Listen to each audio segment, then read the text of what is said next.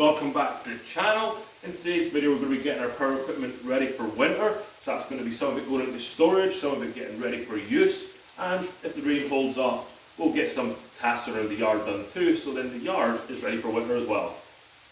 Personally, I find these two pieces of equipment the easiest to winterize. The chainsaw, I don't need to do anything. It's got true fuel in it, 50 to 1 ethanol free, so I can just leave that as it is. I do prefer to run it dry, so I will do that. As for the weed whacker, I have mixed my own gas up. It takes a 40 to 1 using your little 2-cycle synthetic blend oil here with a gallon of gas. So I need to run that dry and then put the 40 to 1 equivalent of true fuel through that to make sure that there's no ethanol or anything left in the tank. Now I'm just going to start the chainsaw and weed whacker up and leave them outside and let them run dry. It's good to leave a little bit of fuel in them the last time you use them, so you don't have to burn too much gas off at this point. So I just realised I don't have any true fuel 40 to 1. I could probably run a little bit of this 50 to 1 through, but I do have some 2-stroke already made up, so I'm going to want to put some stabilizer in there. And what I have is this ethanol shield, so I'm going to add that to my 2-stroke oil and gas mixture, as that is ethanol gas. Then I know that this is going to be good for the spring. I can run a little bit of it through the weed whacker, and the weed whacker is good to be stored. Now there are different types of stabilizers out there. Make sure that you read the instructions on the label. Make sure you get the right mix and ratios per the product you have and what application you're looking for. So for the lawnmower here, I am going to add some ethanol shield fuel stabilizer to this jerry can here. Now you're just going to take your gas and stabilizer mixture and completely fill the tank. Now all that's left to do is run the lawnmower for 5 or 10 minutes, let that gas work its way through the system into the engine. Obviously it'll be used at that point, but then that means that everything has been treated with that ethanol shield. Bag will organite, that's just so I don't need to sit there for the next 5 or 10 minutes, but let me get this started and we can move on to the next thing. So the lawnmower is in its final place for the winter, I hope. Next thing I'm going to want to do is disconnect the battery. Just don't want to drain the battery over the winter, and I can just leave that there. And then down in here, make sure my fuel's shut off. So next up we have this Craftsman Snowblower. This is at the opposite end of the winterization. This is technically coming out of its winterization over the summertime. I put some of that ethanol shield gas, ethanol shield treated gas in this towards the end of the winter, springtime. I actually normally use that no matter what, because this could sit for a month or two at a time. Sometimes you don't even get enough snow to need to use this, but I want this ready to go in case we get snow anytime soon. November's just around the corner.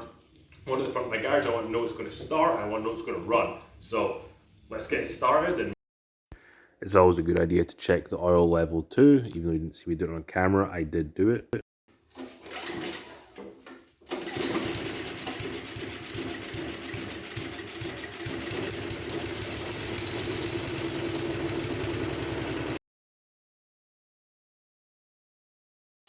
Not too sure how old this machine is. I do need to get a new one. I need to get one that is self-propelled. This is not self-propelled. I've got a hill to get up on my drive, so.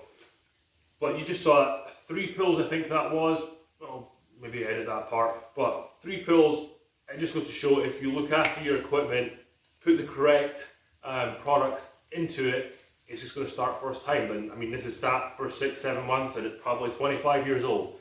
And it just started right up like that. So that's why you take care and you treat things like your lawnmower and your weed whacker over the winter when you're going to be storing them, so then when it comes to the time that you need them, they will start, you've looked after them, and they'll look after you, so you don't have to go out and buy a new machine, because nobody wants to do that every year, every couple of years. So let's move on to the next task. So the next tool we're going to move on to is this auger. This is a 40-volt battery auger from Ryobi.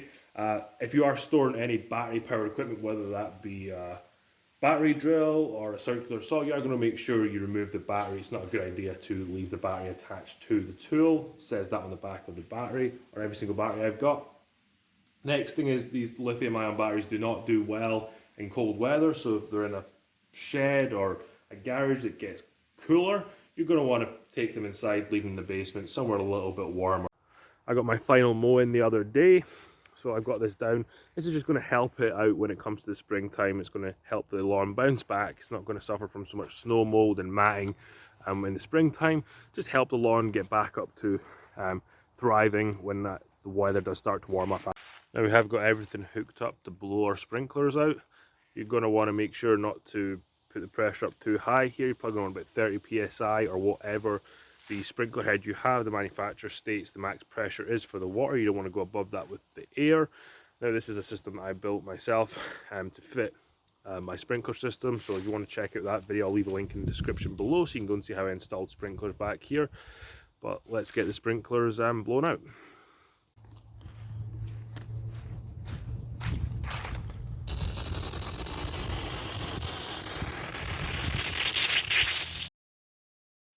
I am going to leave my hose timer outside. All I'm going to do is remove the batteries from it.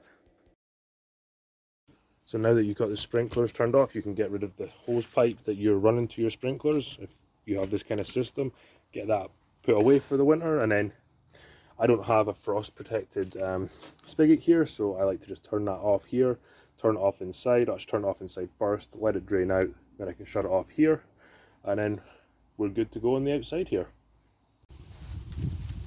So there we have it, you've got your yard and your power equipment ready for winter. So if you did like this video, please be sure to give it a thumbs up and check out this next video that I've got loaded for you here.